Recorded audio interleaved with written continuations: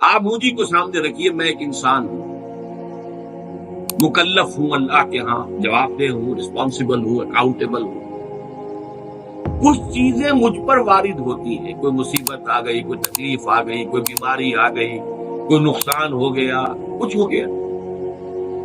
اب نوٹ کرنا چاہیے کہ اس کے کچھ اسباب ہوں گے، مادی اسباب ہیں یا کچھ اور لوگ ہیں، کسی نے میرے گھر کو فرض کیجئے کہ کوئی نقصان پہنچانا چاہا ہے، اس نے کام کیا ہے، کسی نے مجھے اٹھا کے پتھر دے مارا ہے، تو یہ سارے فیکٹرز ہیں، لیکن یہ شے بالفعل مجھ پر نہیں وارد ہو سکتی اگر اللہ کا اذن نہ ہو۔ لاکھ سارے اسباب و وسائل ہوں اور لاکھ ساری دنیا، ایک حدیث میں الفاظ آتے ہیں کہ اگر جان لے حضرت عبداللہ ابن عباس، اعلم ان الامت لو اجتمعت، کہ اگر پوری قوم جمع ہو جائے کہ تمہیں کوئی فائدہ پہنچا دے، نہیں پہنچا سکتا مگر اس بات کا جو اللہ نے تمہارے لیے طے کر دیا، اور اگر پوری قوم مجتمع ہو جائے تمہیں کوئی نقصان پہنچا دے، نہیں پہنچا سکتا۔ تو یہ اسباب و وسائل جو مجھ پر آ رہے ہیں، ان میں جو ہے فیصلہ کچھ ہے، اذن رب ہے۔ تو میں یہ بھی کہہ سکتا ہوں مجھ پر یہ اس کی لائی ہوئی مصیبت آ گئی، اور یہ بھی کہہ سکتا ہوں کہ اللہ کی طرف سے مجھ پر آیا، وہ خیر ہو یا شر ہو، بالقدر خیر ہی و شر۔ بھلائی کسی نے کرنی چاہیے، اس کا مجھے احسان ماننا چاہیے، اس کا مجھے شکریہ ادا کرنا چاہیے، کوئی بدلہ دے سکتا ہوں تو دینا چاہیے، یہ دنیا کا معاملہ ہو۔ اسی طرح کسی نے مجھے نقصان پہنچایا، میں قصاص دے سکتا ہوں، قانونی طور پر مجھے اس کا حق حاصل ہے، لیکن یہ جان لیجئے کہ یہ اچھائی یا بھلائی مجھ تک نہیں آ سکتی تھی بغیر اذن رب۔ تو اذن رب شامل ہو گیا تھا، تو میں اس کو شامل کر رہا ہوں، والقدر خیر ہی و شر ہی من اللہ تعالی۔ دوسری طرف میں کچھ کام کرنا چاہتا ہوں، اچھا یا برا جو بھی ہے، یا کوئی میرا منصوبہ ہے بہت بڑا، اب اس میں ایک تو میرا ارادہ ہے جو میرے اندر سے نکلا، ہزارہ عناصر ہوں گے کہ جو اس کے اندر انوالوڈ ہوں گے،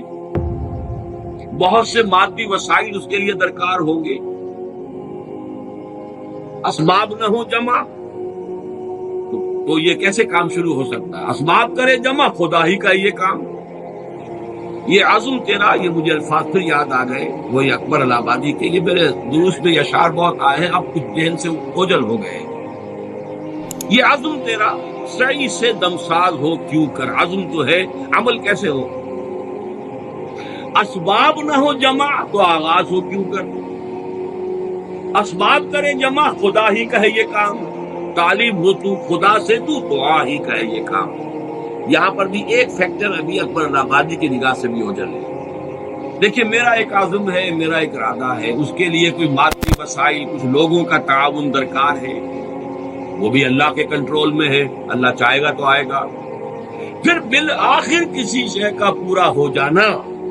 آخری درجے میں پھر اللہ کے اذن کا تعلق، یہاں تک کہ حضور نے فرمایا کہ جو لقمہ بھی ابن آدم کی حلق سے نیچے اترتا ہے،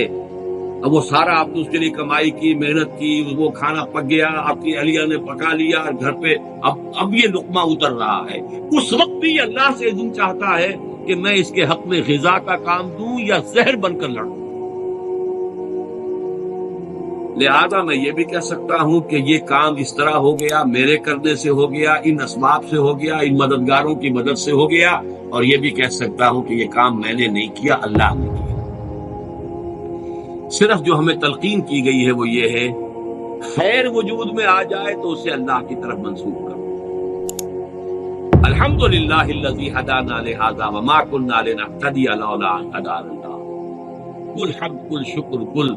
تعریف اس اللہ کی جس نے ہمیں ہدایت عطا فرمائی، ہم ہرگز ہدایت نہ پا سکتے اگر اللہ ہمیں ہدایت دے۔ غلطی ہو جائے تو اسے اپنی جانب منسوب کرو، ربنا ظلمنا انفسنا وان لم تغفر لنا وترحمنا لنکونن من الخاسرین۔ شیطنت اس کے برعکس ہے، خیر ہے تو میری، میں نے کی، اور شر ہے تو اللہ تو نے کروایا۔ فبما اغویتنی، اے اللہ تو نے جو مجھے اغوا کیا ہے، تو اب میں ثابت کر کے رہوں گا کہ یہ آدم اس اکرام و تکریم کا مستحق نہیں تھا جو تو نے اس کو عطا کیا۔ یہ ہے شیطنت، شیطانیت،